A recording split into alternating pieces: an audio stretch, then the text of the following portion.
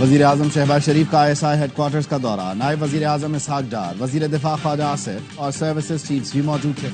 وزیر اعظم کو سیکیورٹی کی صورتحال پر بریفنگ دی گئی۔ بھارت کے جارحانہ اقدامات کے تناظر میں روایتی خطرات سے نمٹنے کے لیے تیاریوں سے آگاہ کیا گیا۔ وزیر اعظم کا کہنا تھا، قوم بہادر مسلح افواج کے شانہ بشانہ کھڑی ہے۔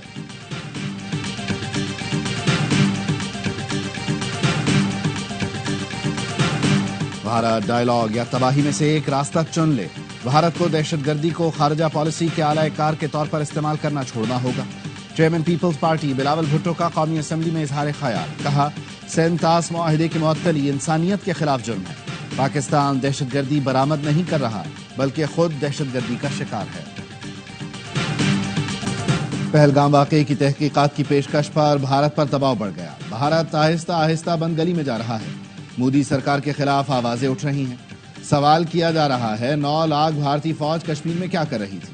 وفاقی وزیر اطلاعات عطا تارڑ کا قومی اسمبلی میں اظہار خیال، کہا ہم نے جنگ میں کبھی پہل نہیں کی، لیکن اگر ہماری طرف بڑھے تو ایسا حشر کریں گے کہ نسلیں یاد رکھیں گی، ایسا جواب دیں گے کہ مائیں اپنے بچوں کو ڈرائیں گی کہ پاکستان آ جائے گا۔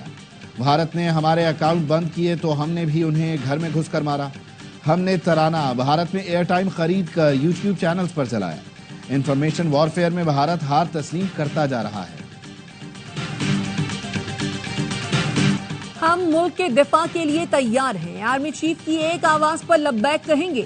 افواج پاکستان کے ریٹائرڈ افسران کی press conference, major general retired Javed Aslam Tahir نے کہا بھارت کو کسی بھی مہم جوئی کا منہ توڑ جواب دیں گے، دفاع وطن کے لیے کسی قربانی سے دریغ نہیں کریں گے۔ Air vice marshal retired Faheem Arshad کا کہنا ہے ہماری فضائی صلاحیت اور مہارت کو دنیا مانتی ہے۔ میجر جنرل ریٹائرڈ خالد جعفری نے کہا ہم پاک فوج کے ساتھ سیسا پلائی دیوار کی طرح کھڑے ہیں۔ بریگیڈیئر ریٹائرڈ سردار محمد زرین خان کہتے ہیں UN قراردادوں کے مطابق کشمیریوں کو ان کا حق خود ارادیت دیا جائے۔ میجر ریٹائرڈ وسیم محمود نے کہا پاک فوج کو ٹیکنالوجی میں ہر طرح سے برتری حاصل ہے۔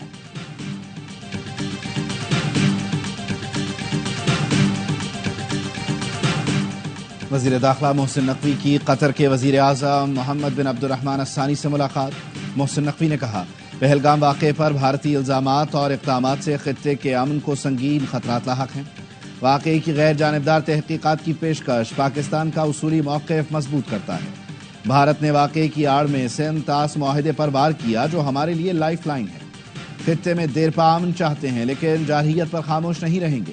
قطر کے وزیر اعظم نے کشیدگی میں کمی کے لیے سفارتی کوششوں کی ضرورت پر زور دیا، کہا امید ہے سفارتی کوششوں سے کشیدگی کم ہوگی۔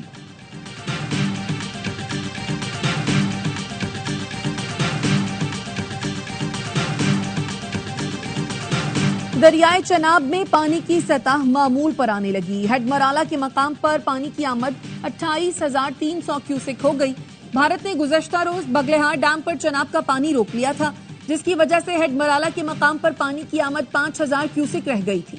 تربیلا کے مقام پر دریائے سندھ میں پانی کی آمد 95,000، جبکہ منگلا کے مقام پر دریائے جہلم میں پانی کی آمد 43,000 کیوسک سے زائد ہے۔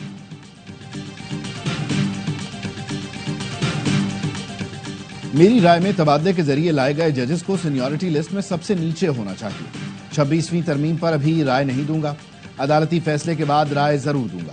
چیف جسٹس یحییٰ آفریدی کی عدالتی رپورٹر سے ملاقات میں گفتگو، کہا 5 ہائی کورٹس کی ٹیکنالوجی کا لیول سپریم کورٹ سے زیادہ اچھا ہے، مقدمات نمٹانے کے لیے ٹیکنالوجی کا استعمال کیا جائے۔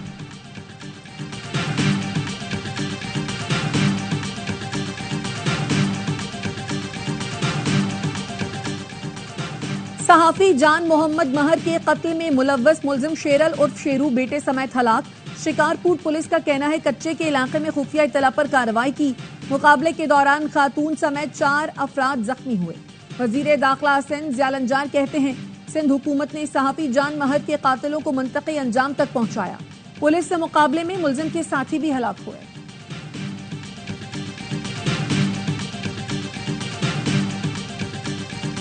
آڈیو لیک کیس میں وزیر اعلیٰ خیبر پختونخوا علی امین گنڈاپور کے خلاف فرد جرم کی کارروائی مؤخر۔ اسلام آباد کے ایڈیشنل سیشن جج نے علی امین گنڈاپور کے وارنٹ گرفتاری برقرار رکھے۔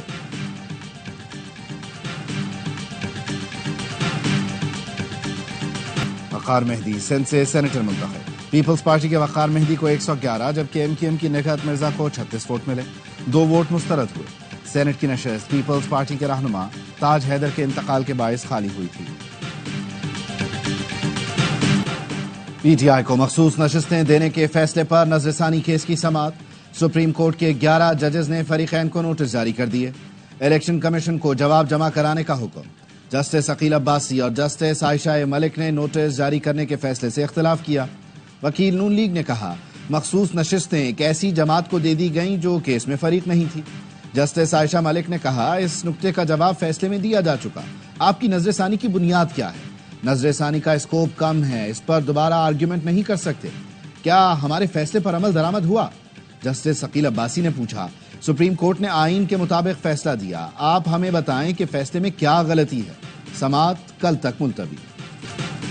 پی ٹی آئی رہنما سلمان اکرم راجہ کہتے ہیں تاریخ نے ہم پر آئین اور قانون کا دفاع کرنے کا فرض ڈالا ہے، پوری جماعت متحد ہے، نتیجہ کچھ بھی ہو حق، جمہوریت اور قانون کی جنگ لڑیں گے۔ شبلی پراز نے کہا بانی آئین اور قانون کی حکمرانی کے لیے جیل میں ہیں، وہ آنے والی نسل کی جنگ لڑ رہے ہیں۔ خطے میں امن کے لیے ایران پاکستان کے ساتھ، ایرانی وزیر خارجہ کی پاکستان کی سیاسی اور عسکری قیادت سے ملاقاتیں۔ عباس عراقچی نے صدر آصف علی زرداری سے ملاقات میں کہا پاک بھارت کشیدگی پر پاکستانی موقف سمجھتے ہیں، پاکستان کے ساتھ مل کر کام کریں گے۔ وزیر اعظم شہباز شریف نے عباس عراقچی کو بتایا بھارت کا پانی کو بطور ہتھیار استعمال کرنا ناقابل قبول ہے۔ ایرانی وزیر خارجہ نے جی ایچ یو میں army chief general Asim Munir سے ملاقات کی۔ آرمی چیف نے کہا پاکستان اور ایران کے درمیان برادرانہ تعلقات ہیں۔ ایرانی وزیر خارجہ نے خطے میں امن و استحکام کے لیے پاکستان کی کوششوں کو سراہا۔ بھارتی فوج میں بغاوت، سکھ فار جسٹس نے بھارتی فوجی کا آڈیو پیغام جاری کر دیا جس میں وہ کہہ رہا ہے بھارتی فوج میں بغاوت کی فضا بن رہی ہے۔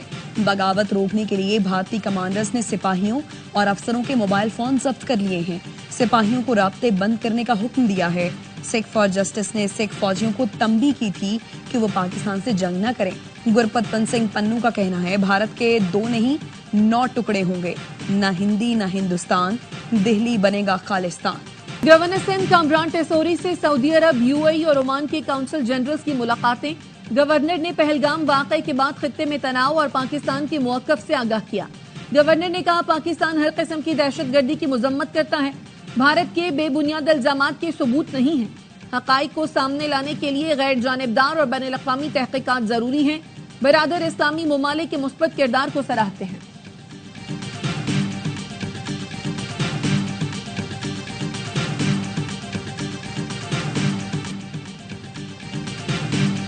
اور پی ایس ایل کا بڑھائے جوش، کرکٹ کا مقبول ترین پروگرام ہر لمحہ پر جوش۔ آج بنیں گے مہمان اداکار کامران جلانی، کھیلیں گے معصومانہ کھیل وسیم بادامی کے ساتھ۔ سابق سٹار کرکٹرز باسط علی اور کامران اکمل دیں گے جاندار تجزیے۔ عادی اور مصطفیٰ چودھری چہروں پر مسکراہٹیں بکھیریں گے۔